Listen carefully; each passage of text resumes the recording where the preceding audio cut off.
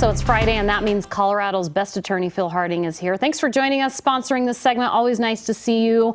We're talking about a real case about a bicycle car accident versus a car. We've seen this in the news recently. Someone was hit, not doing well. This happens all the time here in Colorado. Yep, I'm going to be going over this real case that I handled where it was a car running into a bicyclist. We're going to talk about what insurance applies, what insurance you should use to pay for your medical bills.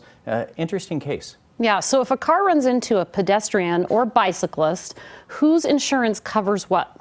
Well, let's go over the facts of this case first so that everyone can see it, because there are very specific facts that I think is going to help. Okay. And first of all, the person that ran into my client, who was the bicyclist, they were borrowing a friend's car. Super important. You're going to see why in a moment.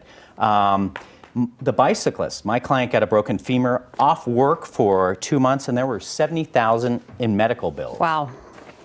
Okay, so whose insurance is responsible for paying for the injury, or could it be both? I don't know. It could be. Everyone thinks that even if the other side, let's say the insurance company for the car, calls you up and says, hey, we've accepted liability, which means we're at fault, that they start paying for their the medical bills. They don't.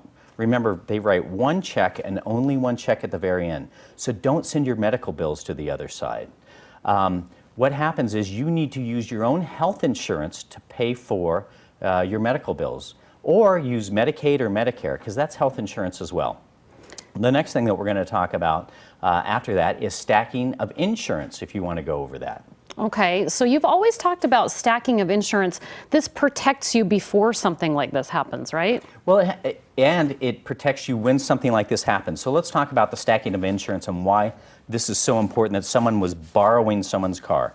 Now remember, first of all, you look to the owner of the car. So when you lend your car, you're lending your insurance. Because this person borrowed someone's car, the owner of the car, their insurance comes first to pay for these damages and for my injured bicyclist. Next, this guy who was driving, his insurance from his car. He wasn't in his car, but his insurance follows him wherever he goes. And that's like, you know, when you rent a car at the airport, you say, I don't want the insurance because my insurance covers me, even if you're driving someone else's car. So now that's 2 levels. The next one is my bicyclist. They owned a car.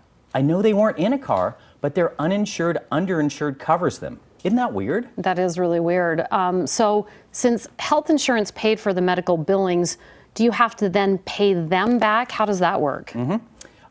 So let's talk about this. Your health insurance, Medicaid or Medicare, have a right to get the money back that they've paid out.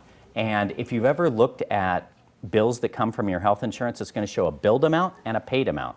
The billed amount, right, is huge, but the paid amount is the only amount that health insurance can ask back. And remember, there's something that's called the collateral source doctrine that says you only show the billed amount, not the paid amount. There's also Colorado's make whole law that says if you get the full policy limits, right, the bad guy that runs into you, if they give you all of their insurance, this law says you don't have to pay back health insurance. You will have to pay back Medicaid or Medicare. And let's look at an EOB, right? This is a bill that you get. As you see, if you were to get these EOBs and the other side says that they want them, don't send it to them. But if you do send it to them, you only show them that billed amount, which is that $29,000. And you could collect that $29,000 from the car that ran into you. You might have to pay back that $8,500. So when you send back or send these medical bills to the other side, it looks like this. There's the EOB. You redact it all. And the only thing that you show is that $29,000. You might have to pay back the $8,500, or if you get the full policy limits, then you might not have to pay back any of that and get a huge recovery. This is really good information. So many bikers out there, and unfortunately these accidents happen. So thanks for coming on and talking about this today. And to reach Harding and Associates, simply call them at 303-762-9500. You can also get a free consultation anytime, and you can find Phil online at hlaw.com. Thanks again for sponsoring this segment, Phil.